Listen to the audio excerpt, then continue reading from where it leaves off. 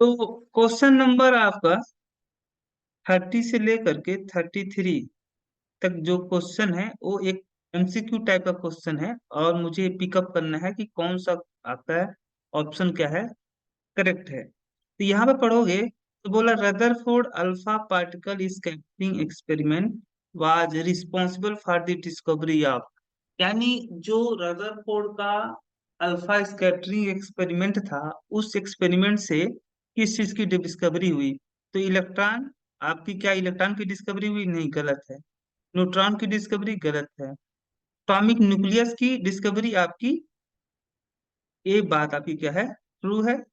अब प्रोटॉन की डिस्कवरी नहीं, आपका ए अल्फा, रदरफोर्ड के अल्फा स्कैटरिंग एक्सपेरिमेंट से आपका ये पता चला कि एटम के सेंटर पार्ट में एक आपका हार्ड डेंस मटेरियल होता है जो साइज में बहुत स्मॉल है, ठीक है, दैट इज कॉल्ड न्यूक्लियस। फिर अगला क्वेश्चन आपका कुछ इस तरीके से, आइसोटोप एन एलिमेंट है। आइसोटोप जो होता है किसी एलिमेंट का, वह क्या रखता है? Same physical property? गलत। क्यों? क्योंकि आइसो देखो, आइसोटोप का जो होता है, आइसोटोप के केस में एटॉमिक नंबर सेम होता है, तो एटॉमिक नंबर सेम होने से केमिकल प्रॉपर्टी क्या होती है आपकी? सेम होती है ना। केमिकल प्रॉपर्टी क्या होती है? सेम होती है आइसोटोप का। तो डिफरेंट एटॉमिक नंबर, ये बात गलत है, क्योंकि ये तो सेम एटॉमिक नंबर रखता है। डिफरेंट केमिकल प्रॉपर्टी, ये भी बात भी क्या है?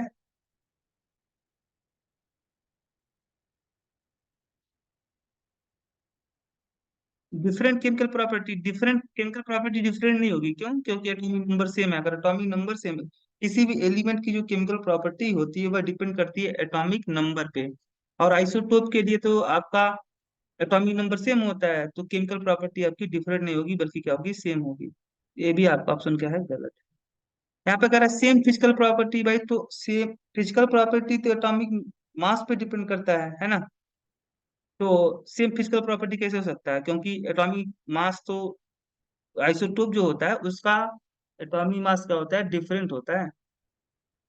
Different number of neutron, neutron की संख्या क्या होती है? डिफरेंट होती है। ये बात आपकी ट्रू है ना, यानी this is correct option.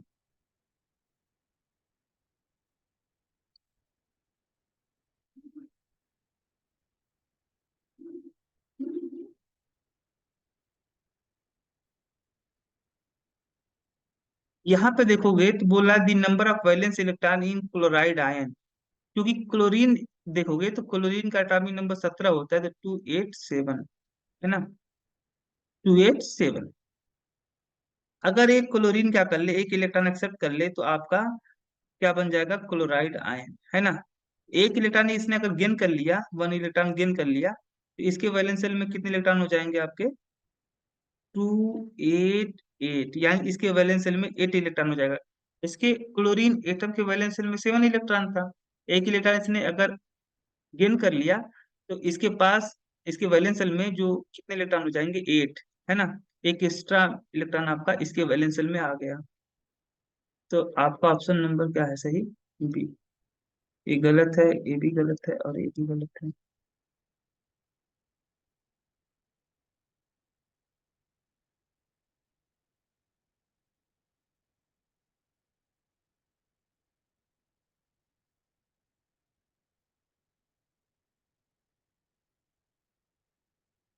Question number अगर देखो 33, which one of the following is correct electronic configuration of sodium? Sodium का करेक्ट इलेक्ट्रॉनिक कॉन्फ़िगरेशन कौन क्या है? तो सोडियम का एटॉमिक नंबर होता है 11, तो इसका कॉन्फ़िगरेशन करोगे तो आएगा 281, है ना। तो 281 कहाँ पे है आपका? ये वाला ऑप्शन। फिर आगे बोला कंप्लीट द फॉलोइंग टेबल, इस टेबल को कंप्लीट करना है। अगर एटॉमिक नंबर 9 है, मास नंबर 19 है, नंबर ऑफ न्यूट्रॉन क्या होगा? 10 होगा। Number of proton atomic number पे डिपेंड करता है, तो आपका जो एटॉमिक नंबर होता है वह क्या बताता है? किसी एटम में प्रेजेंट नंबर ऑफ प्रोटॉन के को बताता है। तो यहाँ पे नंबर ऑफ इलेक्ट्रॉन कितना होगा? जितना प्रोटॉन उतना इलेक्ट्रॉन। और name of the atomic species, इस एटॉमिक स्पीसीज का नाम क्या है? तो एटॉमिक नंबर 9 किसका होता है? फ्लोरीन का, है ना। तो यहाँ पे नंबर ऑफ न्यूट्रॉन कितना होगा? तो आप इसका ए क्या है, ए है, ए आपका क्या है, जेड है, तो जेड में से ए घटा दोगे यानी 32 - 16 आपका 16 आएगा। Number of proton number of atomic number पे डिपेंड करता है, तो 16 है। और नंबर ऑफ इलेक्ट्रॉन, जितने प्रोटॉन उतने इलेक्ट्रॉन आपका। इसी तरीके से यहाँ पे देखा गया है कि चूंकि नंबर ऑफ प्रोटॉन 12 है ना, तो यानी एटॉमिक नंबर भी क्या होगा आपका 12 होगा। मास नंबर 24 है, नंबर ऑफ न्यूट्रॉन 24 - 12 है। नंबर ऑफ इलेक्ट्रॉन, जितने प्रोटॉन उतने इलेक्ट्रॉन। कौन सा एटॉमिक स्पीसीज है, तो 12 किस एलिमेंट का एटॉमिक नंबर होता है, 12 मैग्नीशियम का होता है एटॉमिक नंबर। इसी तरीके से यहाँ पे देखोगे, नंबर ऑफ प्रोटॉन 1 है, एटॉमिक नंबर क्या होगा, 1 होगा आपका, है ना। नंबर ऑफ न्यूट्रॉन, तो आप मास नंबर माइनस जेड, यानी एटॉमिक नंबर। मास नंबर में से एटॉमिक नंबर घटा दोगे तो आपका आ जाएगा नंबर ऑफ न्यूट्रॉन, तो 2 में से 1 गया, आपका 1 आएगा, है ना।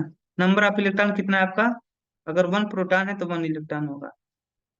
और number of atomic species, name of atomic species, atomic species का नाम क्या है, तो एटॉमिक नंबर 1 तो आपका किसका होता है, हाइड्रोजन का।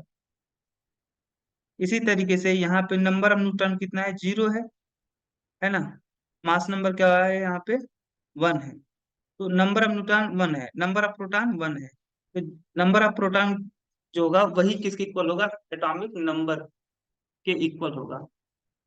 तो आपका इसका एटॉमिक नंबर आएगा 1।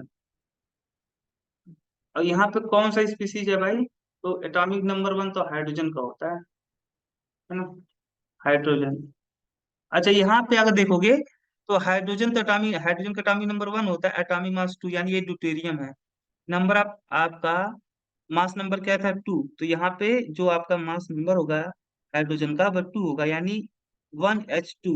और इसका मतलब ये ड्यूटेरियम की बात कर रहा हूँ, ये आपका क्या था, प्रोटियम, 1H1, ये है प्रोटियम, है ना। और भी नंबर ऑफ न्यूट्रॉन क्या है आपका, यहाँ पे नंबर ऑफ न्यूट्रॉन 0 है, ये आपका प्रोटियम।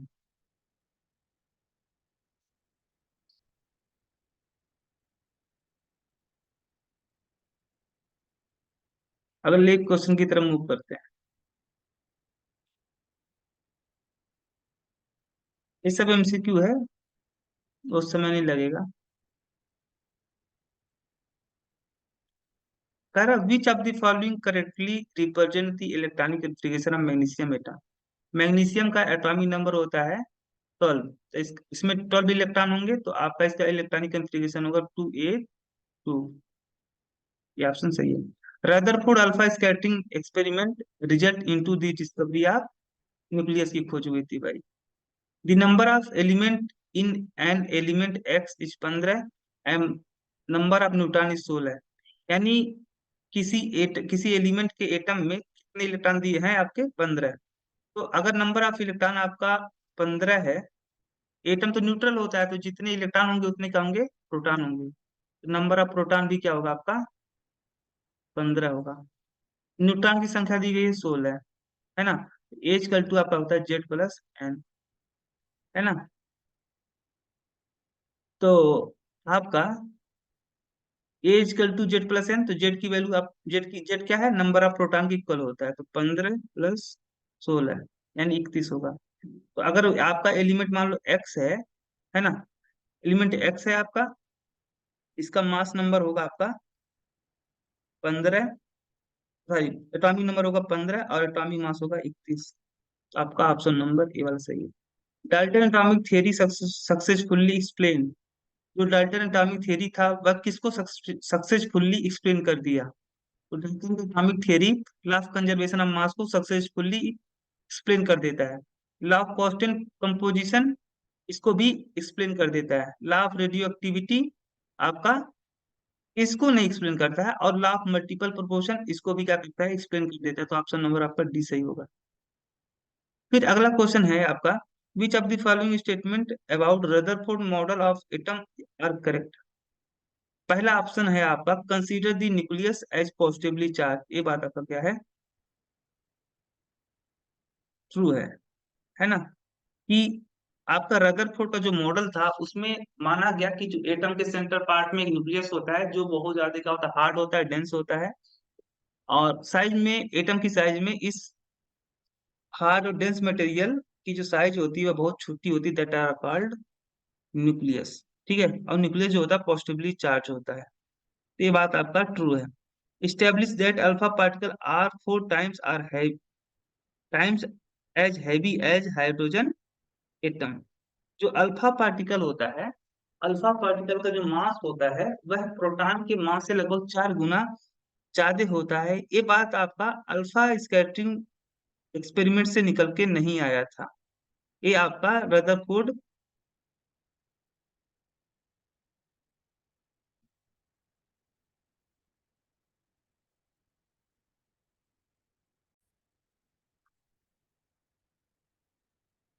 तो आपका ये जो स्टेटमेंट है कि अल्फा पार्टिकल का जो मास है वह प्रोटॉन के मास से लगभग 4 गुना ज्यादा हैवी है। अल्फा पार्टिकल आपका 4 गुना ज्यादा हैवी है in compare to hydrogen atom. ये बात निकल के अल्फा स्कैटरिंग एक्सपेरिमेंट से निकल के सामने नहीं आया था। फिर can be compare to the solar system, ये बात आपका ट्रू है। ठीक है, रदरफोर्ड का जो एटॉमिक मॉडल था उससे एक बार अल्फा स्कैटरिंग जो मॉडल था, अल्फा स्कैटरिंग एक्सपेरिमेंट, इससे बात ये निकल के बाहर आई कि जो आपका एटम के सेंटर पार्ट में एक न्यूक्लियस होता है जिसमें प्रोटॉन होता है, और इस दैट न्यूक्लियस, और न्यूक्लियस के अराउंड यानी न्यूक्लियस के आउटर रीजन में आपका जो इलेक्ट्रॉन होता है वह न्यूक्लियस के चारों तरफ चक्कर लगाता है। जिस तरीके से के जो प्लेनेट होते हैं वह अर्थ के अराउंड सर्कुल रिवॉल्व करते हैं, उसी तरीके से इलेक्ट्रॉन भी न्यूक्लियस के चारों क्या तरफ क्या लगाता है, चक्कर लगाता है। ये बात आपको ट्रू है। Was agreement with the Thompson model, Thompson model जो था उससे क्या ये आपका एग्री कर रहा था रदरफोर्ड एटॉमिक मॉडल? तो ये बात आपका गलत है ना। तो सही ऑप्शन आपका होगा फर्स्ट वाला ऑप्शन, और थर्ड वाला ऑप्शन सही है। बाकी सेकंड एंड फोर्थ क्या है, गलत है। तो फर्स्ट एंड थर्ड वाला का ऑप्शन क्या है, सही है।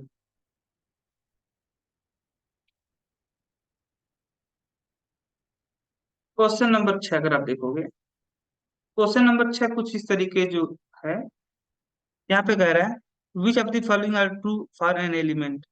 पहला, atomic number equal to number of proton plus number of electron. ये बात आपकी गलत है, क्योंकि atomic number number of proton के इक्वल होता है, न कि नंबर ऑफ प्रोटॉन और नंबर ऑफ इलेक्ट्रॉन के समेशन के इक्वल। मास नंबर जो होता है यानी ए, नंबर ऑफ प्रोटॉन यानी जेड, और नंबर ऑफ न्यूट्रॉन यानी एन, यानी A equal to Z plus N, यानी ये ट्रू है। Atomic mass equal to number of proton equal to number of neutron, ये बात आपकी गलत है। Atomic number equal to number of proton plus equal to number of electron, ये भी बात आपका क्या है, एटॉमिक नंबर। एटॉमिक नंबर तो सही है, एटॉमिक नंबर जो होता है नंबर ऑफ प्रोटॉन और नंबर ऑफ इलेक्ट्रॉन में क्या होता है, इक्वल होता है। ऑप्शन नंबर आपका कौन सा सही है, सेकंड एंड फोर्थ। फिर कह रहा है इन थॉमसन मॉडल ऑफ एटम, जो थॉमसन मॉडल दिया गया था एटम के रिस्पेक्ट में, उसके बारे में कौन सा स्टेटमेंट आपका करेक्ट है। पहला, the mass of atom is assumed to be uniformly distributed over the atom, यानी जो एटम का जो मास होता है वह पूरे एटम में एक समान तरीके से फैला होता है। ये बात आपका ट्रू है ना। और फिर है the positively charge is assume, the positive charge is assume to uniformly distributed over the atom, जो पॉजिटिव चार्ज होता है वह एटम में एक समान तरीके से फैला होता है, ये भी बात आपकी ट्रू है। The electron are uniformly distributed in the positively charged sphere, जो इलेक्ट्रॉन होता है वह यूनिफॉर्मली क्या होता है, डिस्ट्रीब्यूटेड होता है पूरे एटम के अंदर। तो ये भी बात आपकी क्या है, ट्रू है। फिर electron attract each other and stabilize the atom, electron कब से भाई आप आपस में अट्रैक्ट करने लगे, ये बात आपकी गलत है। तो first second and third option आपका सही है, स्टेटमेंट सही है। यहाँ पे Rutherford alpha scattering experiment so that, Rutherford का जो अल्फा स्कैटरिंग एक्सपेरिमेंट था वो क्या दिखाता है। इलेक्ट्रॉन है negatively charge, the mass and positive positive charge of atom is consider in the nucleus. ये बात आपकी क्या है? True. Neutron exist in the nucleus, neutron exist करता है न्यूक्लियस में। ये तो जब ये एक्सपेरिमेंट हुआ था उस समय न्यूट्रॉन की डिस्कवरी ही नहीं हुई थी। ये आपका किसी न्यूक्लियस के अंदर न्यूट्रॉन एग्जिस्ट करता है इसके बारे में कोई चर्चा नहीं हुई थी उस समय, क्योंकि न्यूक्लियस की तो न्यूट्रॉन की तो खोज ही नहीं हुई थी। मोस्ट ऑफ द जो स्पीसीज थे above sorry most of the space in atom is empty. ये बात आपका ट्रू था, क्योंकि मोस्टली जो अल्फा पार्टिकल थे बिना अपने रास्ते से डाइवर्ट हुए सीधे पास आउट हो जा रहे थे एटम एटम से। तो ए वाला ऑप्शन सही है, ए वाला ऑप्शन सही है। और इलेक्ट्रॉन है निगेटिव चार्ज, इलेक्ट्रॉन के ऊपर निगेटिव चार्ज होता है ऐसा तो alpha particle alpha scattering experiment से निकल के नहीं आया था सामने, क्योंकि इससे पहले इलेक्ट्रॉन की डिस्कवरी हो चुकी थी। और वो भी बताया जा चुका था, इलेक्ट्रॉन की प्रॉपर्टी के बारे में भी अध्ययन किया जा चुका है, इलेक्ट्रॉन का मास, इलेक्ट्रॉन पे चार्ज, वो सारी चीजें जे जे थॉमसन ने ही सारी चीजें बता दी थी इलेक्ट्रॉन के बारे में। तो ये बात तो आपका अल्फा स्कैटरिंग मॉडल से नहीं आया था। तो आपका second statement and fourth statement are true, है ना। अगला क्वेश्चन कुछ इस तरीके से, अगला क्वेश्चन है the ion of element has three positive charge, है ना। तो ये एलिमेंट है, उस एलिमेंट का जो आयन है वो थ्री पॉजिटिव चार्ज रखता है। मास नंबर यानी आपका ए ए की वैल्यू दी गई है 27, नंबर ऑफ न्यूट्रॉन दिया गया है आपका 14, है ना। तो नंबर ऑफ इलेक्ट्रॉन मुझे बताना है इस आयन में। तो मान लो कोई एलिमेंट एक्स है, अगर ये थ्री इलेक्ट्रॉन अगर लॉस कर देगा, थ्री इलेक्ट्रॉन अगर रिलीज कर देगा तो इस पे थ्री पॉजिटिव चार्ज आएगा, है ना।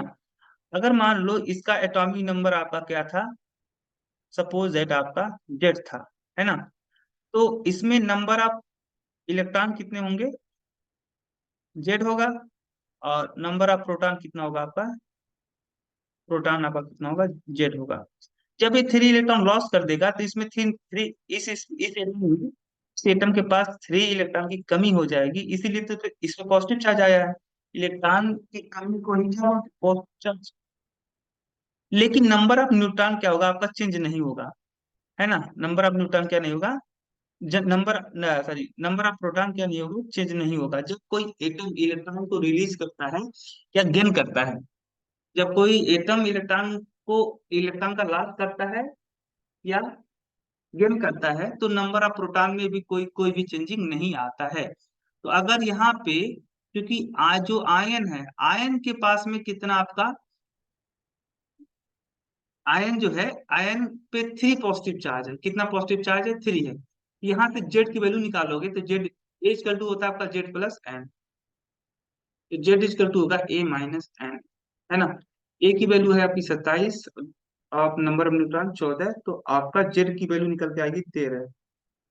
यानी इस आयन में कितने आपके प्रोटॉन हैं? तो 13। अगर 13 प्रोटॉन हैं इस आयन में, 13 अगर आपके क्या है? प्रोटॉन है ना। तो चूंकि आप जानते हो कि थ्री इलेक्ट्रॉन इसने रिलीज कर दिया था, है ना। तो इससे पहले इलेक्ट्रॉन को लॉस करने से पहले इसके पास कितने इलेक्ट्रॉन रहे होंगे?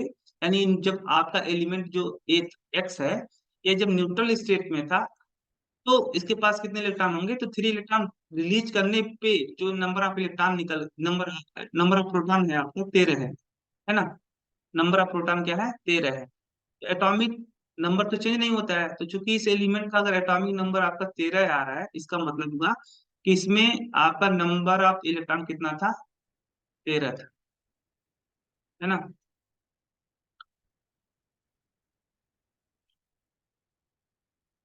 क्या कह रहा है? The ion of element has three positive charge, mass number इतना, नंबर ऑफ न्यूट्रॉन इतना, what is the number of electron in ion में कितने इलेक्ट्रॉन होंगे? तो भाई ये जो आपका जब न्यूट्रल स्टेट में था एलिमेंट, इसका एटम कितना इलेक्ट्रॉन रखता था? 13 इलेक्ट्रॉन। जब 3 इलेक्ट्रॉन रिलीज कर देगा तो आपको कितना इलेक्ट्रॉन बचेगा? 10 इलेक्ट्रॉन, है ना। तो यहाँ पे 10 आपका ऑप्शन से क्या होगा? सही है। क्वेश्चन नंबर 10 कुछ इस तरीके का है। कह रहा है identify magnesium ion from the following figure where N and P represent the number of neutron and proton respectively। Magnesium ion के देखोगे तो मैग्नीशियम आयन का जो एटॉमिक नंबर होता है 12 होता है, तो 2 8 2 इसका होगा इलेक्ट्रॉनिक कॉन्फ़िगरेशन। ठीक है। फर्स्ट वाले सेल में आपके 2 इलेक्ट्रॉन, दूसरे वाले सेल में 8 इलेक्ट्रॉन और तीसरे वाले सेल में 3 इलेक्ट्रॉन। लेकिन जब यह 2 इलेक्ट्रॉन रिलीज कर देगा तो ये बनाएगा मैग्नीशियम आयन, और इसका इलेक्ट्रॉनिक कॉन्फ़िगरेशन होगा 2 8। 2 इलेक्ट्रॉन आपका लॉस हो जाएगा, तो बनेगा मैग्नीशियम आयन, है ना। तो इस मैग्नीशियम आयन का अगर इलेक्ट्रॉनिक कॉन्फ़िगरेशन देखोगे तो आपका है 2 8, यानी फर्स्ट वाले सेल में 2 इलेक्ट्रॉन और दूसरे वाले सेल में 8 इलेक्ट्रॉन, है ना। तो यहाँ पे देखोगे आपका ए वाला फर्स्ट वाले सेल में 2 इलेक्ट्रॉन, दूसरे वाले सेल में कितने इलेक्ट्रॉन? 1 2 3 4 5 6 7 8, यानी ऑप्शन नंबर आपका क्या होगा? डी सही होगा।